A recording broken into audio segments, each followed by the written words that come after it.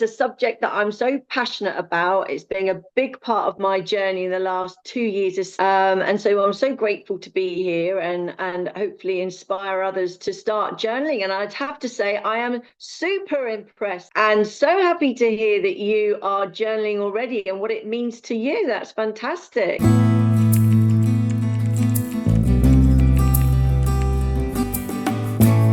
Welcome, everyone, to this episode called Power of Journaling. Personally, I love journaling, and I'm excited to have this chat with an amazing speaker, Carolyn Sidgwick. She'll be introducing herself in a minute. Now, the reason why I'm hosting this virtual chat is I would love to see more and more people start writing, and I find a lot of benefit when I start journaling, because when I don't journal for a week, I feel overwhelmed and I get stuck and I don't know what the next move is. So I know that a lot of people will benefit from this episode. Thank you for watching. I'm your host, Baika. Welcome to Global Educators. Oh, well, first of all, I want to say a big thank you for having me. It's a subject that I'm so passionate about. It's been a big part of my journey in the last 2 years, especially. And so I'm so grateful to be here and hopefully inspire others to start journaling. And I'd have to say, I am super impressed and so happy to hear that you are journaling already and what it means to you. That's fantastic. Yes, absolutely. I find journaling helpful, and we want more and more people to understand the how it can be so beneficial and how it's Yeah. life changing. We're going to be talking about practical ways. The first one is, can you share a specific moment in your life where journaling took you from chaotic moments to something peaceful? Oh, I can definitely do that. So I will just quickly touch because I didn't really explain that. Yes, my name is Carolyn Sidgwick. I'm from the UK, but I live here in Qatar, Doha. And yeah, journaling has been a massive part of my life, although I am a fitness trainer part-time with a fantastic company called Fit20. I take people through their 20 minutes a week fitness, and I work with my sister's hair and beauty salon here in Qatar, and do a lot of the networking and marketing for them. So I got very involved in journaling initially, a little bit, not so much. When I first got here to Doha, we found that my mother's cancer had come back, and she'd been given 6 to 12 months to live, and she literally just made 5, 6 weeks. And so that was quite a devastating time, and my journey very much changed. I came into doing a lot of work on myself and healing, and through that I did a lot of courses and different things. And one of the courses that was really poignant for me was called Life Book. You know, we're very good at planning our careers, but never very good at planning our lives. So it got you to look at the 12 areas of your life and, you know, got you to write in intentions of what you want to bring in and how you're going to implement it and how are you going to feel and how are you going to do that, you know, everything.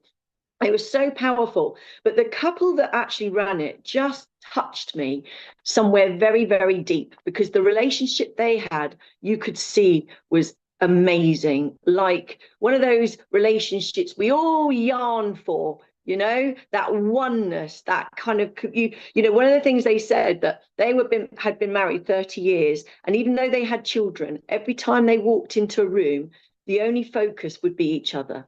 You know, and you could see that, you know, when you can see people that are, when they're together, they're like connected, you know. So I started yearning for this, and I started doing a lot of work on myself. And long story short, in 2021, I met that very special person here in Doha. And it was a magical relationship. I've never experienced one from an energy point of view. We laughed every day. We did so much together. We were so grateful for our lives. And we went to Sri Lanka to get married because that's where I was born. So it was very special for us. And we got married, and 9 months later, he had a heart attack and passed away in front of me. And life has never been the same. It left me just absolutely, I was just, I don't know, I can't even describe it. I was just lost. I just couldn't come to terms with my reality. Um, it was just that profound pain that you go through when you lose someone so deeply is just, at another level. Anyway, I could also see so much goodness and support around me that I started writing and journaling every time somebody bought me a coffee, took me out, sent me food to make sure I was eating. And then, from the moment that he passed, I knew he was always with me. And so I'm a big believer in angels, and that when people pass, they are still with you. And I knew that I needed to work on my psychic abilities. I started to feel him. I've smelt him once, but I could start getting all these signs. So I used to write those down. And then every time I did work and I started getting messages from him, not through myself, through other random people sometimes would give me messages. I'd start writing all of those down. And then about a year later, I decided one of my messages actually was to reflect on the past year. So I went and I took all my journals, different stuff that I did, and I wrote down everybody I'd met, every course I'd done, everything. I read everything that I had written. And you forget very quickly about what you've written until you go and reflect. And that's what hit me. The power of reflection when you're in a deep place is immense. And I actually thought, oh my gosh, I hadn't appreciated how far I had come in just a year. And so I then put all the different things I did into one journal. And that's why this journal is quite different. It's not like your normal journal when you just write daily. And a lot of people don't know where to begin with a journal. What this does, it's actually got what's called not life book, but vision board. So you've got the 12 areas of life, because we all know that when you write an intention, even if you do nothing towards it, you naturally gravitate towards it.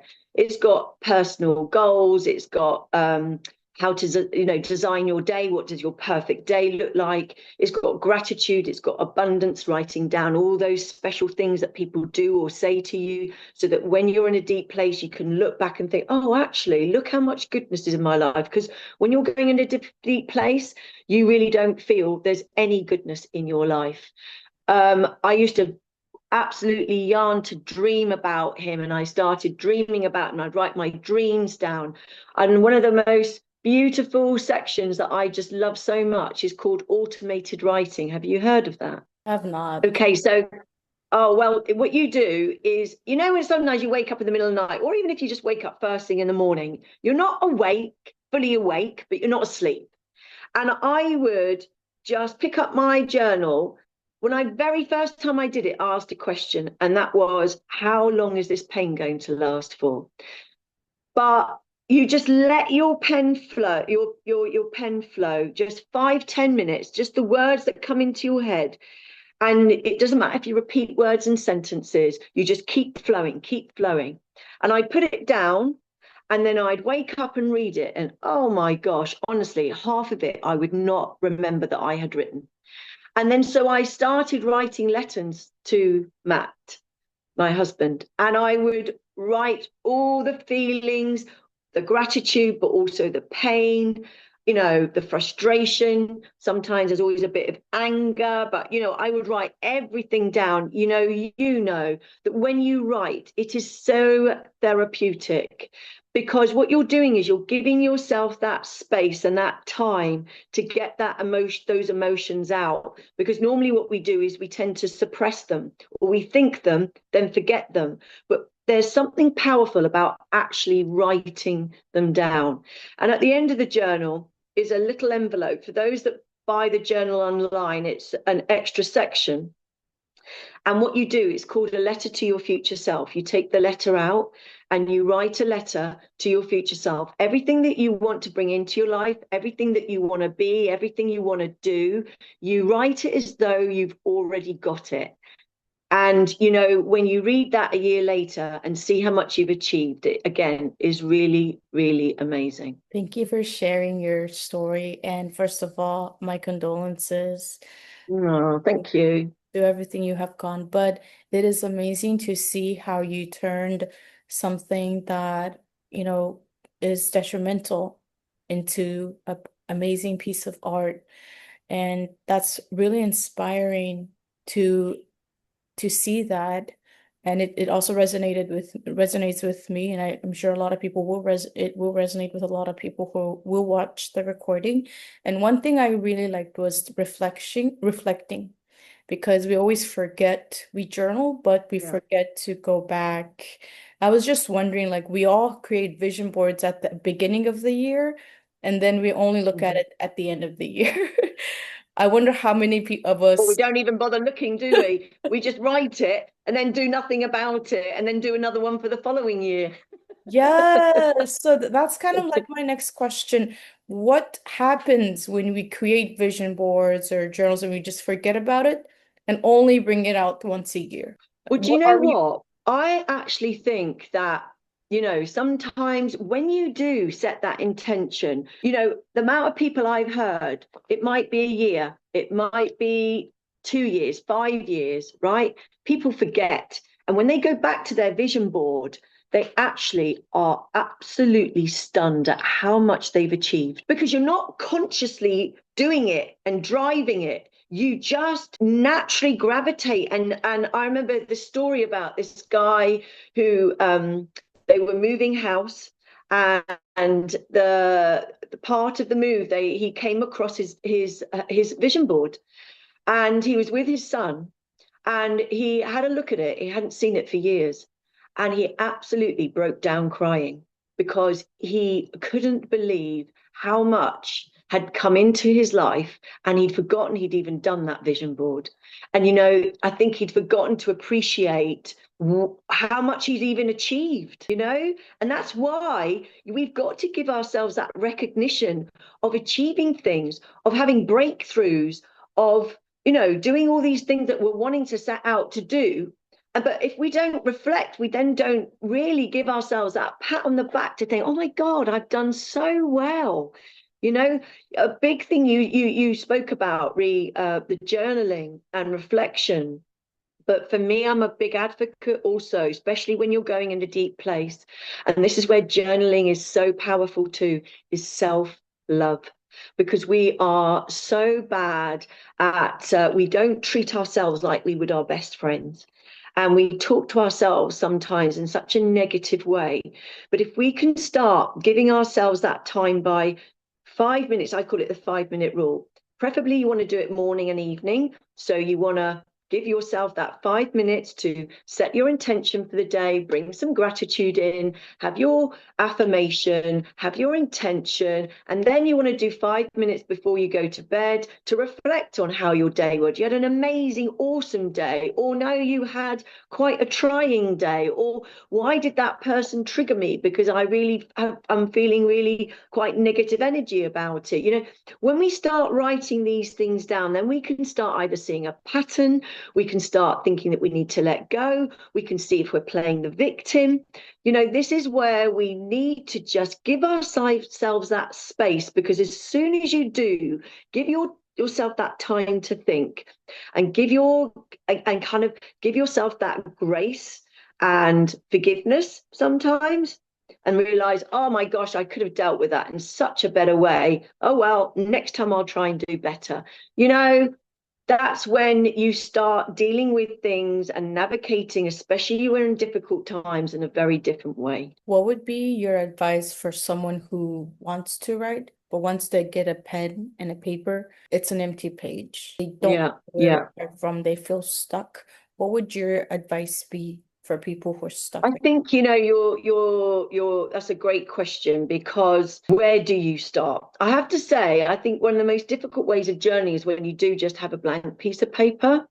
And that's what one of the reasons why I created the Soul Love Journal, because it isn't just a page of a daily. Yeah, it's actually 15 different sections, and you don't obviously do all those sections every day. You come back in and out of them. But it's great to, if anyone wants to write this down, if you haven't got a journal, like the Soul Love Journal as a guideline, what you want to do is have 5 bits of gratitude. Write down gratitude first. What are you grateful for? Are you grateful for your parents? Are you grateful for your country? Are you grateful for your job? Are you grateful for your friends? Are you grateful for somebody did something for you, just everything that you are grateful. Five things every single day. Then another great thing to write down is acts of kindness. So we should do something for everyone, anyone, every day. Yeah. So you went and helped somebody find some information. You sent some flowers to somebody. You bought a coffee to someone. You complimented someone. You helped someone. You write that down. Then you write down what your intention for the day. So what is your intention? Do you know you've got a really full-on day and you want it to be a beautiful and happy day? Do you want to make sure that it's going to be organized? You just want it to go be a perfect day in other ways. So you write your intention down. And then you write your affirmation. For those people that don't know what an affirmation is, it's like power words. Sometimes it's something that you want to achieve in your life, or it's something you want to be. So I'll give you an example. Two of my favorites are: all of my life comes to me with ease, joy, and glory. And how does it get any better than this? Also, one of mine is: I am a money magnet. I am fit, strong, and healthy. Sometimes it's things that you aren't, but you want to be. Sometimes it is what you are, and you just want to affirm that. Things that you want to bring into your life, whatever it is, you write your affirmation. And then it's always got to be the reflecting on the day. Oh, I had a great day today. Met my friend Jane. We went out for dinner. And then we went on to see some more friends, whatever your day is. I also write down maybe what my meditation or if some people pray and they don't meditate, or whatever their consciousness is, their beliefs, write that down. And free thoughts, I have something called free thoughts. So, sometimes I might put extra things of what I want to remember or things I want to do in the week. If you're starting with a blank page, it's always about gratitude, intention, reflection. Those are the three main things. And then, you just set your day off in the most beautiful way. That was powerful and that was very lovely. Thank you for sharing. Oh, thank you. Let's talk about your journal. Where can we find a copy? So I here in Qatar got several printed, and I found it so difficult to post because postage can be so expensive.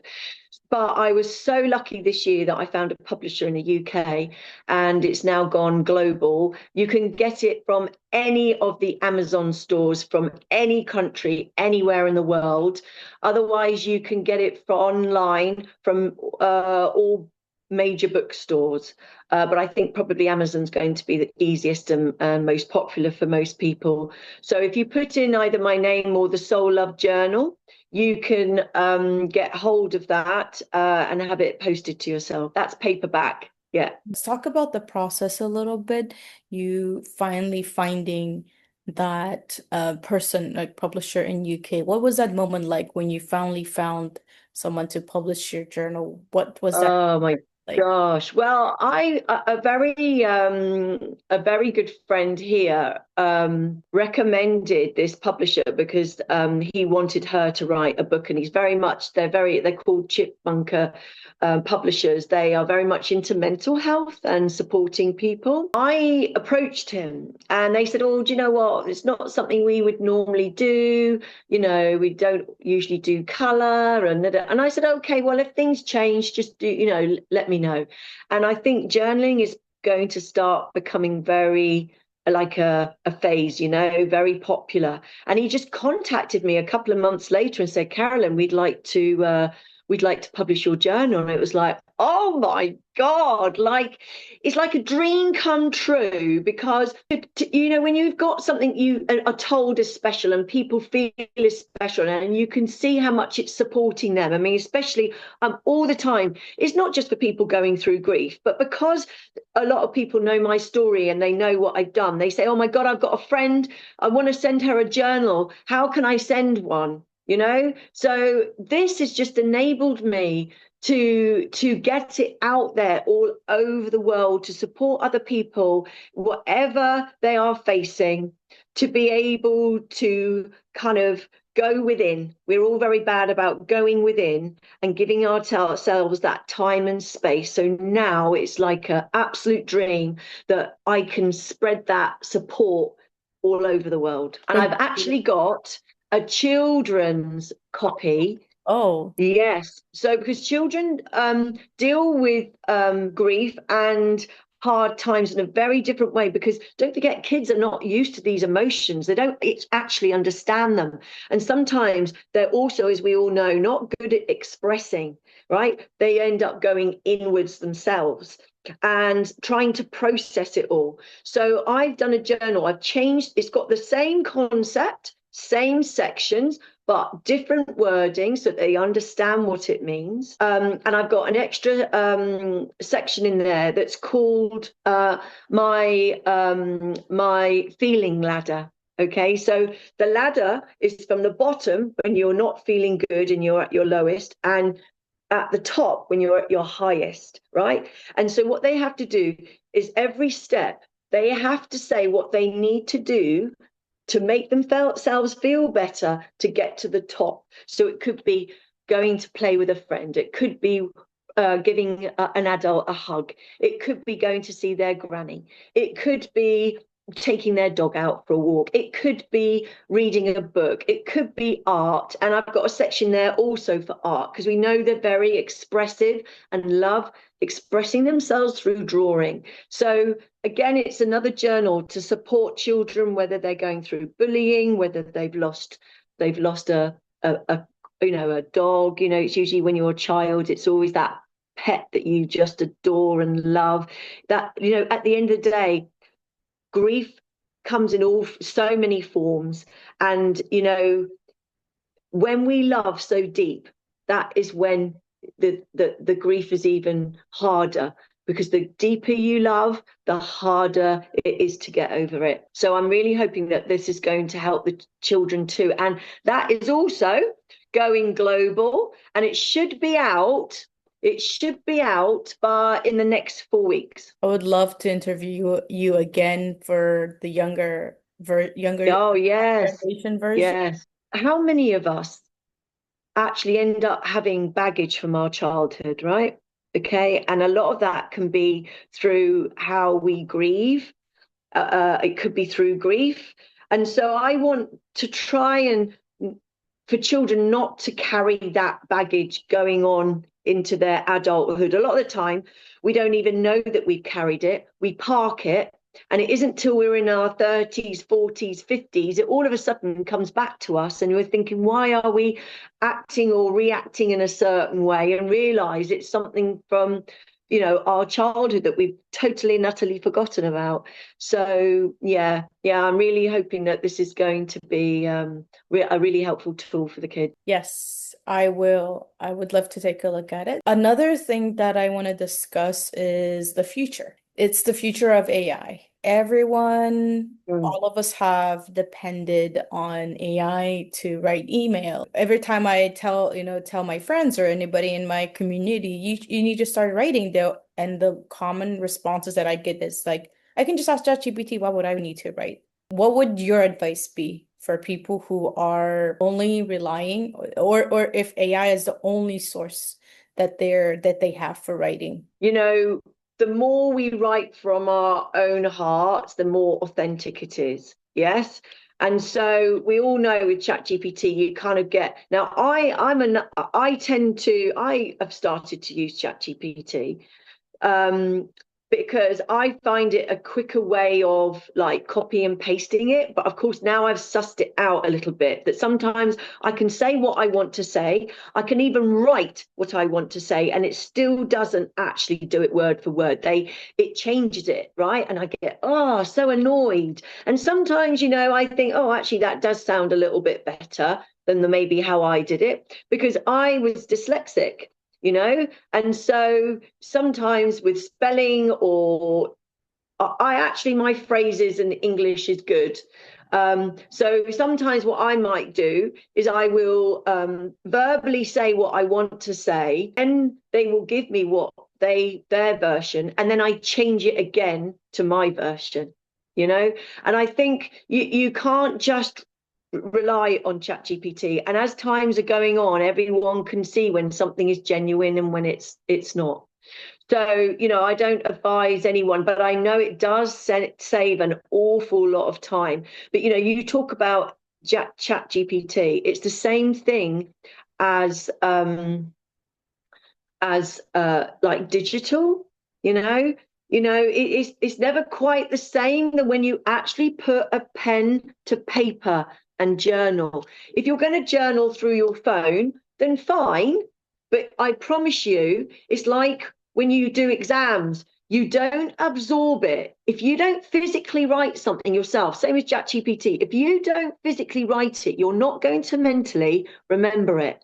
And so when you write something, it becomes part of you almost, doesn't it? It ingrains in you. It's part of you. It's your mind on that bit of paper. So, I do encourage people, because it is so tempting to want to save time, but you've got to try and do it in such a way. And even with my own books that I am now writing, I use it because I'm not quick at typing. My sister is so fast at typing. I am so slow at typing. So I try to use it so that I will take a picture of what I've written and then get it to type it up for me. But I always have to check it, which takes a bit of time because it doesn't always do as I ask. But anyway, yeah, I think it's the modern times now, isn't it? Thank you for sharing. Thank you for walking us through the importance of writing with a pen by hand